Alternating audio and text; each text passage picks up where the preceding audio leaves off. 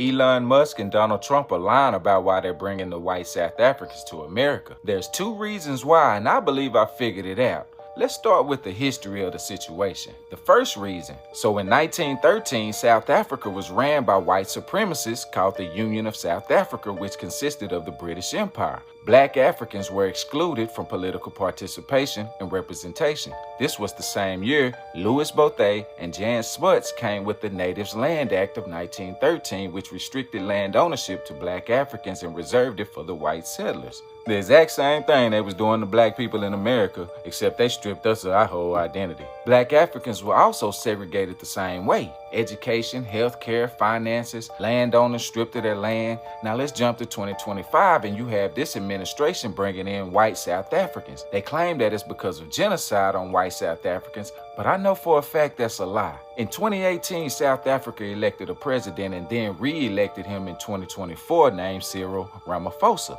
He's implemented an equality for all approach. He said the persecution of white South Africans is a lie.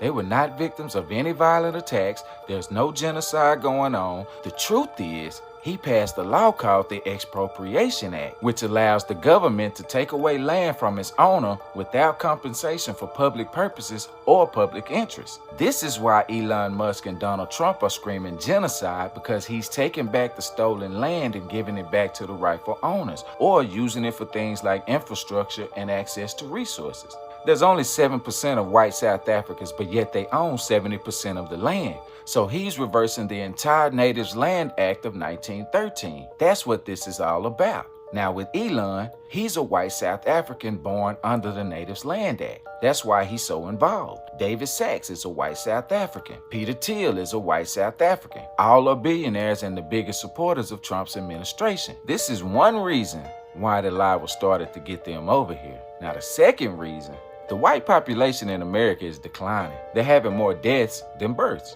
It's a fact. You can look it up. They're becoming a minority in this country. Whether you want to hear it or not, these are facts. So in order to boost their population, they had to do this. First, stop abortions, which is the reason for the reversal of Roe versus Wade. White women's abortion rate is around 33 to 34%, which is second behind black women. They don't really care about stopping abortions for black women as long as they can bring that percentage down for white women. Then you open the borders. And who were they bringing in at first? The Ukrainian people, remember? All white. They let 1.1 million of them over here. So then you reclassify them as white, increase the white population, but make it seem like it's the Hispanic and Caribbean immigrants that's the problem. Put the spotlight on them and have a few of them deported so everybody forgets about the Ukrainian immigrants that came over. We were all focused on everybody else. Next, they attacked DEI.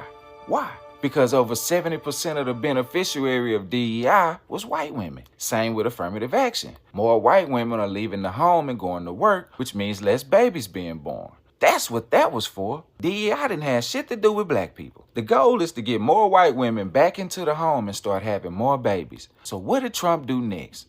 Offer $5,000 for newborn babies, right? Y'all pay attention. And now they create a scenario to give to the American people as a reason they're bringing in more white South Africans. This ain't about no genocide. This is about control and the fear of losing it. If I'm the Hispanic community and you done deported some of my family and friends, I'm gonna be pissed. Because now it's okay for them to come over here. Black people, we need to wake up. And it's time to unite. All that being each other ops and beefing and shit, it's time out for that. If we don't come together now before it's too late, we will be replaced. And if I'm the white community, ask yourself this. If they bringing them over here, who do you think they're gonna take the place of? The shit they were giving y'all, the what, people call white privilege. Who do you think that's about to go to now?